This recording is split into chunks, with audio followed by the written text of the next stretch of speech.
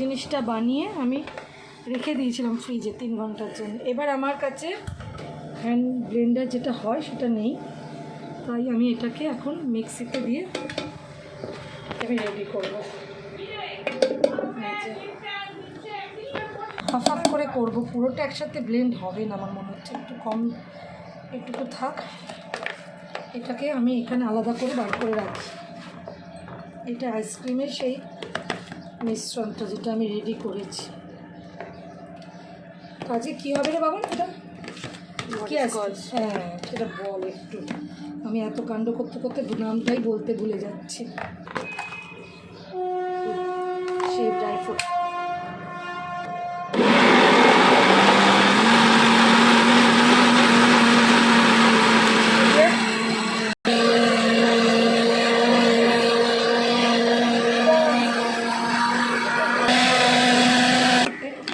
হাতটা তো সরা, এটার মধ্যে ভ্যানিলা এসেন্স দেবে।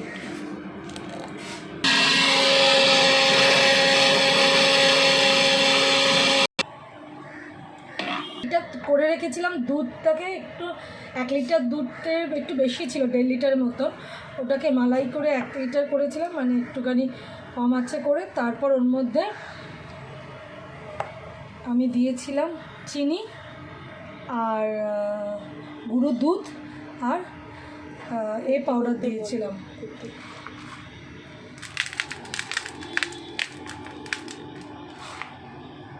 কর্নফ্লাওয়ার দিয়েছিলাম। এটা লেয়ার বানাচ্ছি। হ্যাঁ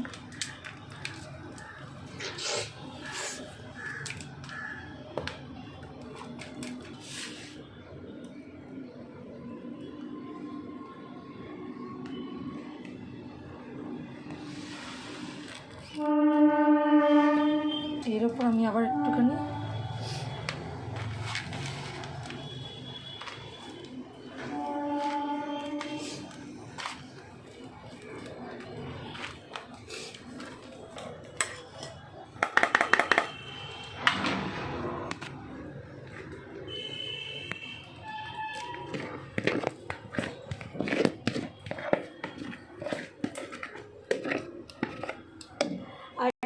করতে হবে। কিন্তু আমি করার সময় যখন আমি এটা রেডি করেছি তখনও দিয়েছি, এখন আরেকবার দিলাম।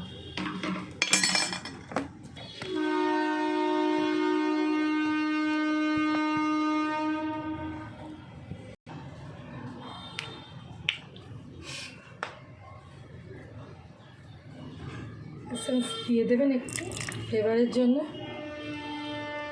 এটা অবশ্যই দেবেন, ভালো লাগবে খেতে।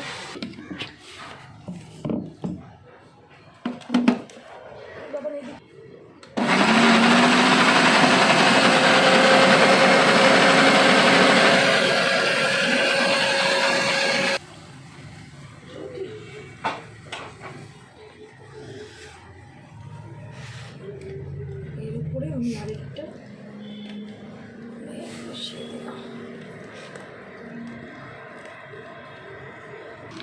আবার এগুলো দিয়ে, এগুলো কি না, এগুলো বাটারস্কচে যেটা মুখে পড়ে তোমাদের। আর এটা কি সেটাই আমি জানতে চাই, কি এটা হোমমেড? কী বানিয়েছো এটা দিয়ে? ড্রাই ফ্রুট দিয়ে বানিয়েছি, গুঁড়ো। এবার দোকানের থেকে অনেক বেশি ভালো হয়েছে এটা বলতে পারি। হ্যাঁ আমার গ্যারেন্টি, তোর গ্যারান্টি, সবার গ্যারান্টি।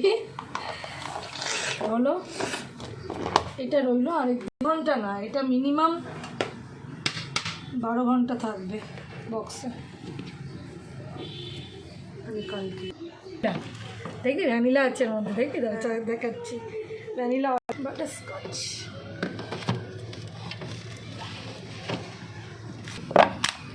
এই দেখো হুবহু দাঁড়িয়েছে।